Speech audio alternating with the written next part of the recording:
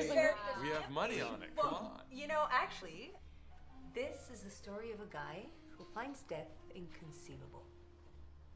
He's crazy. He just can't believe that it will happen, and he's sure that there'll be some kind of exception for him. That he won't die. Yeah. And when the moment comes, he will somehow escape. That something will happen, and it will save him. Well, it's wishful thinking. I know. Until one day, at a routine checkup, they discover a tumor. No doctor gives him more than 4 months to live. Shit. The guy takes it personally, as if fate were insulting him. So he decides he's gonna go out with a bang, murdering one person every day. That's awesome, right? It's sadistic. Yeah, but what for? Why? He thinks if he has a deliberate and direct contact with death, then he'll be able to understand it. And does it get him anywhere? Of course not. He ends up in the ground like everyone else. Still none the wiser.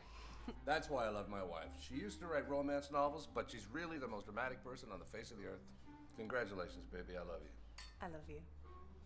That's an interesting story. A little sadistic for my taste. But it's strangely fitting with the motive of bringing you guys over for dinner tonight. What's wrong? Don't worry, I don't have a tumor. Okay, thank God for that. Your own story coming true is any author's nightmare. Well, depends on the story, though, right? What's up? I was walking down the street one day, and that's when I saw it. I never thought I'd find that guitar, but there she was. I was so sure it was my lucky day.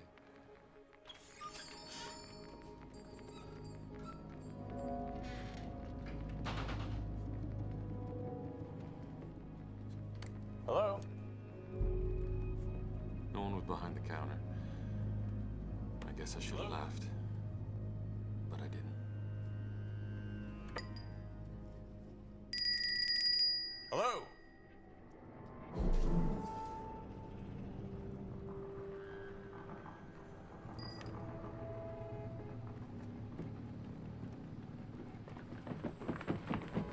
I saw this man.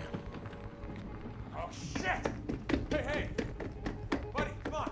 Hey! Thought he was having a seizure, so I went down to try to help. I took my wallet and tried to put it in his mouth so he wouldn't bite his tongue. He just nicked me a bit with his tooth. It's just a scratch. But sometimes small things can grow. Emergency services, how can I help you? Yeah, I don't know. I think I could have it. And what symptoms do you have, sir? Cold sweats, palpitations, yeah, difficulty breathing. Can you give me your name, please, sir? Alex Green. The military took me to one of those mobile hospitals.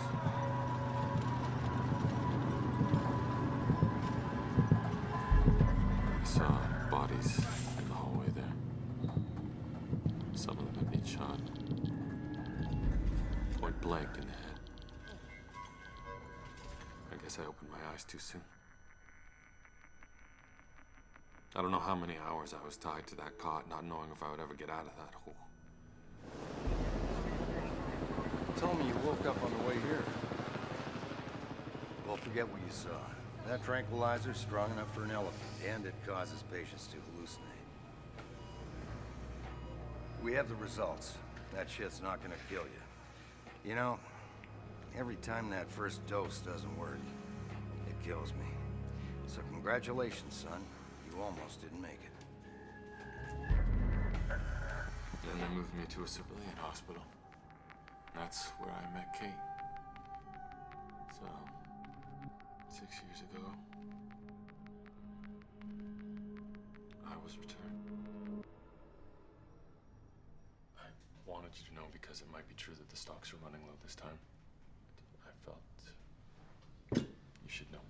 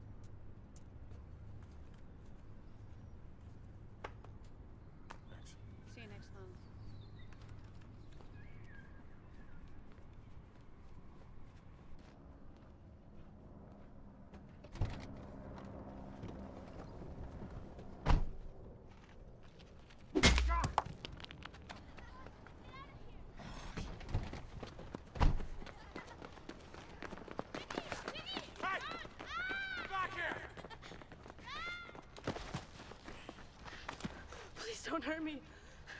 I want to be normal. Don't hurt me.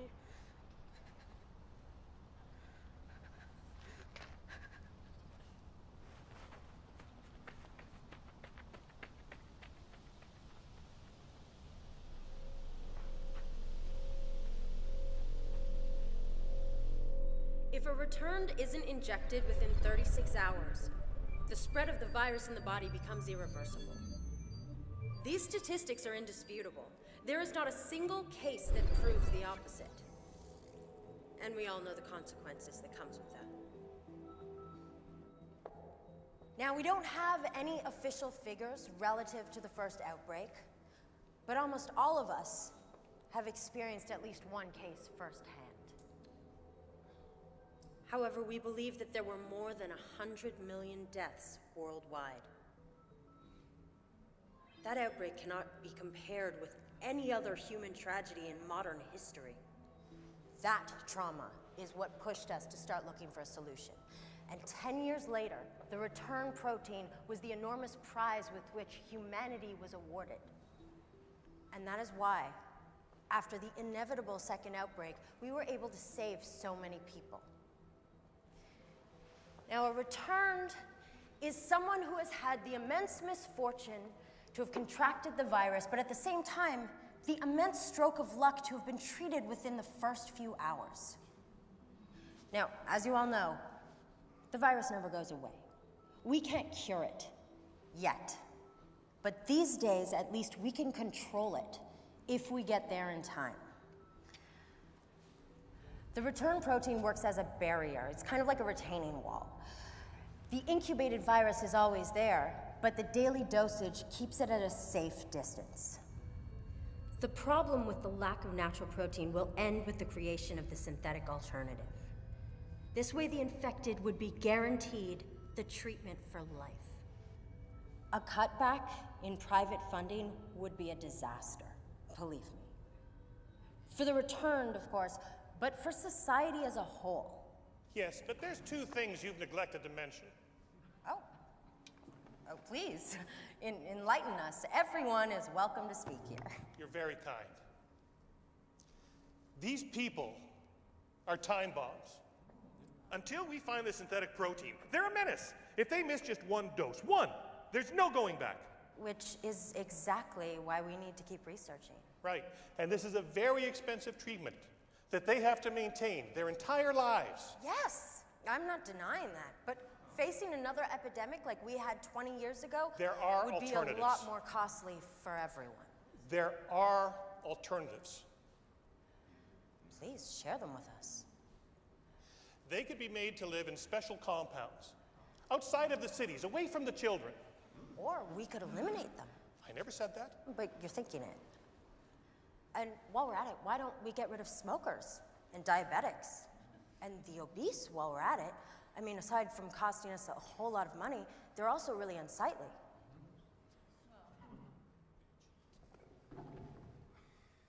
Well, that was different.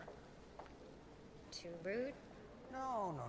You just call him a fat idiot. He was an idiot who happened to be fat, and now I look like I'm prejudiced against fat people. Yeah, amongst other things. Do you think they'll send money? What, the fat idiot? No. Screw him. Come on, everyone else will send something because you were terrific, okay? Correct me if I'm wrong, but the natural protein can only be extracted from the spinal fluid of infected people who have already died. Thankfully, there are fewer returned. But that also means there are fewer sources from which we can cultivate the protein. Exactly. This is a vicious circle, so fewer return equals fewer supplies of protein.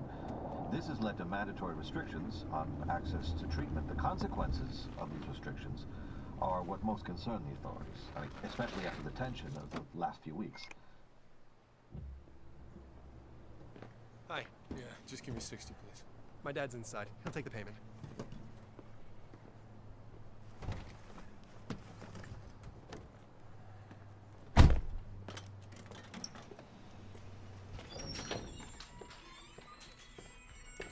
Okay.